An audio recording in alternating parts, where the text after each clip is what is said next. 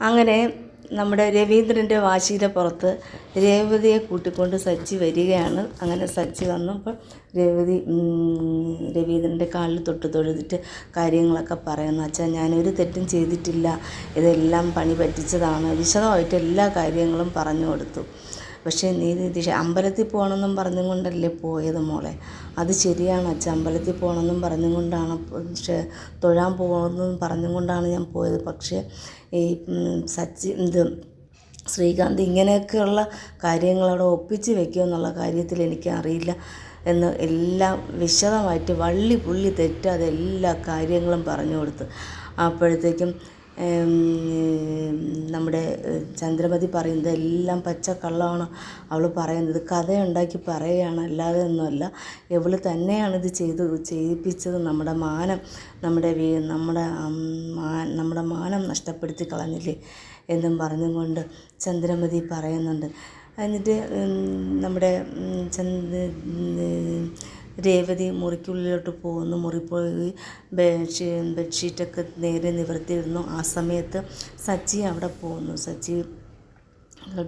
സച്ചിയോട് ചോദിച്ച് ചോറ് വിളമ്പിട്ട്, അയ്യോ എനിക്ക് ചോറ് വേണ്ട, നീ കൂടുതൽ നീ എന്നെ സ്നേഹിക്കുകയും വേണ്ട, ഒന്നും വേണ്ട. അച്ഛൻ്റെ നിർബന്ധപ്രകാരം മാത്രമാണ് നിന്നെ ഞാനിവിടെ കൊണ്ടുവന്നത്, അല്ലാതെ എൻ്റെ കാര്യങ്ങൾ നോക്കാൻ വേണ്ടി മാത്രമല്ല കൊണ്ടുവന്നത്. നീ പറഞ്ഞതെല്ലാം പച്ചക്കള്ളമാണെന്നും നിന്നെ എനിക്ക് വിശ്വസിക്കാൻ പറ്റില്ലെന്നും ഇനി മുതൽ നീയും ഞാനും ഈ വീട്ടിൽ അന്യരെ പോലെയാണ്, ഭാര്യയും ഭർത്താവുമായിട്ടല്ല, അന്യരെ പോലെയാണ് കഴിയുന്നത് എന്നും എൻ്റെ അച്ഛൻ്റെ ആഗ്രഹത്തിന് വേണ്ടി മാത്രമാണ് നിന്നെ ഞാനിവിടെ കൊണ്ടുവന്നത്, വിളിച്ചു കൊണ്ടുവന്നത്, അല്ലാതെ വേറൊന്നിനും വേണ്ടിയല്ല. നീ തന്നെയല്ലേ സാക്ഷിയായിട്ട് ഒപ്പിട്ടത്. അപ്പോൾ നീ തന്നെയാണ് കുറ്റക്കാരി, നീ അല്ലാതെ വേറെ ആരുമല്ല. രേവതിക്ക് വല്ലാത്ത വിഷമം. ഞാൻ എത്ര സത്യം പറഞ്ഞിട്ടും ആരും വിശ്വസിക്കുന്നില്ല. അച്ഛൻ വിശ്വസിച്ചു. അച്ഛൻ വെറുതെ വന്ന് വിശ്വസിച്ചെന്ന് മാത്രമേ ഉള്ളൂ, അല്ലാതെ അച്ഛൻ എല്ലാം പൂർണ്ണമായിട്ട് വിശ്വസിച്ചില്ല. അതുകൊണ്ട് ഇനിമേലിൽ നീ എൻ്റെ കാര്യം തിരക്കുകയോ എൻ്റെ കാര്യം അന്വേഷിക്കുകയോ ഒന്നും വേണ്ടാന്ന് പറഞ്ഞത് സച്ചി എന്താ പറയുക, രണ്ടും കൽപ്പിച്ചങ്ങ് തുറന്നു പറയുകയാണ്.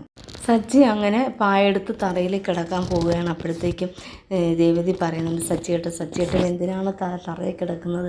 ഈ കട്ടിലിൽ വന്ന് കിടക്കുക, ഞാൻ തറയിൽ കിടന്നോളാം എന്ന് പറയുന്നുണ്ട്. ഇതൊന്നും നമ്മുടെ സച്ചി കേൾക്കുന്നില്ല. സച്ചിക്ക് എത്ര പറഞ്ഞാലും മനസ്സിലാവുന്നതുമില്ല. അപ്പോൾ ഈ റൂമിനകത്ത് പറഞ്ഞ കാര്യങ്ങളെല്ലാം സച്ചി പറഞ്ഞതും രേവതി പറഞ്ഞത്, ഈ കാര്യങ്ങളെല്ലാം നമ്മുടെ രവീന്ദ്രൻ പുറത്ത് നിന്ന് കേൾക്കുകയാണ്. സച്ചി വീണ്ടും പറയുന്നുണ്ട്, എന്നെ ഒന്ന് കിടക്കാൻ അനുവദിക്കുക, എനിക്ക് നിൻ്റെ ഒരു വർത്തമാനം കേൾക്കണ്ട എന്ന് പറയുന്നു. അങ്ങനെ വാതിൽ തുറന്ന് നോക്കുമ്പോഴത്തേക്കും അച്ഛൻ നിൽക്കുന്നു. സച്ചി, മോനെ നീ ഇങ്ങ് വാ, എനിക്ക് കുറച്ച് കാര്യം നിന്നോട് പറയാനുണ്ട്.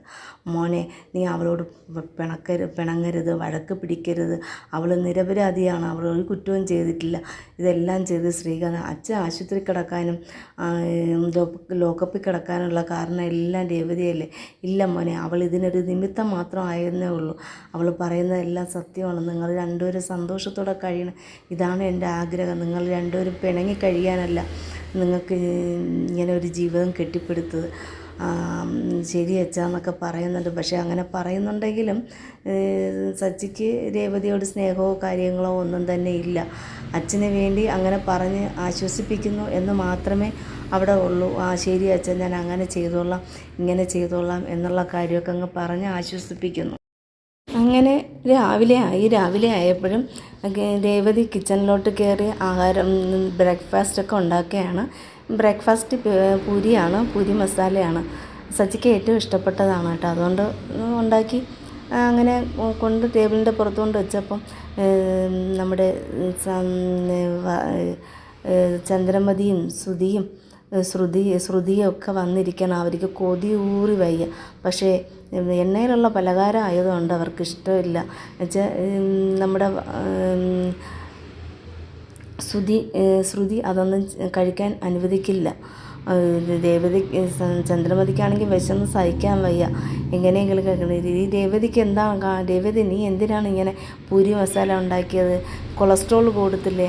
അച്ഛനെ കൊല്ലിക്കാൻ വേണ്ടിയാണോ നീ ഇതൊക്കെ ചെയ്യുന്നതെന്ന് ചോദിക്കുന്നുണ്ട്. രാവിലെ കൊളസ്ട്രോൾ കൂടും, എണ്ണപ്പലഹാരമാണ്, എണ്ണപ്പലഹാരം കഴിക്കാൻ പാടില്ല, അത് കഴിച്ചു കഴിഞ്ഞാൽ അസുഖം കൂടത്തേ ഉള്ളൂ, അല്ലാതല്ല. നിനക്ക് വേറെ എന്തെങ്കിലും ആഹാരം ഉണ്ടാക്കി ബ്രേക്ക്ഫാസ്റ്റ് ഉണ്ടാക്കിക്കൂടെ എന്നും കേട്ടുകൊണ്ട് ശ്രുതി അങ്ങോട്ട് ചോദിച്ച്. അല്ലെങ്കിൽ ഇവൾ ഇങ്ങനെ തന്നെയാണ്, നമ്മളെ കൊല്ലിക്കാൻ വേണ്ടിയാണ് നോക്കുന്നത്. അപ്പോഴത്തേക്കും നമ്മുടെ രവീന്ദ്രൻ പറയുന്നു, പൂരി മസാല കഴിച്ചെന്നും പറഞ്ഞാൽ ആരും മരിക്കുകയൊന്നുമില്ല, ആവശ്യത്തിന് മാത്രം കഴിക്കണം, അതിനപ്പുറം കഴിക്കണ്ട. സച്ചിയേട്ടന് കൂടുതൽ ഇഷ്ടമായതുകൊണ്ട് നിനക്ക് സച്ചിക്ക് ഇഷ്ടമുള്ളത് മാത്രമേ നീ ഉണ്ടാക്കുകയുള്ളൂ, ബാക്കിയുള്ളവർക്ക് ഇഷ്ടമുള്ളതൊന്നും നീ ഉണ്ടാക്കില്ലേ എന്നും കേട്ടും കൊണ്ട് അങ്ങോട്ട് പോയി. ആ സമയത്ത് സച്ചി വന്നു. സച്ചിക്ക് പൂരി മസാല കണ്ടു. അപ്പോഴും പറഞ്ഞ് സച്ചിയേട്ടന് ഇഷ്ടപ്പെട്ടത് കൊണ്ടാണ്. അപ്പോൾ സച്ചി പറഞ്ഞു, എനിക്ക് വേണ്ട, എനിക്ക് വിശപ്പില്ല, വയറിന് വല്ലാത്ത ഇതാണ്. അപ്പോഴത്തേക്ക് അച്ഛൻ പറയുന്നുണ്ട്, മോനെ നീ ഇങ്ങോട്ട് വാ, നിന്നോട് എനിക്ക് കാര്യം പറയണം, ഇങ്ങോട്ട് വാ, നമുക്കിവിടെ ഇരുന്ന് കഴിക്കാമെന്ന് പറയുന്നുണ്ട്. വേണ്ട എന്ന് പറയുന്നുണ്ട്. അപ്പോഴത്തേക്കും ചന്ദ്ര പറയുന്നുണ്ട്, ഇവളെ പൂരി മസാലയൊന്നും നീ കഴിക്കുമോ എന്നും കേട്ടുകൊണ്ട് അങ്ങനെ വഴക്കൊക്കെ പറഞ്ഞു കൊടുക്കുകയാണ് രേവതിയെ.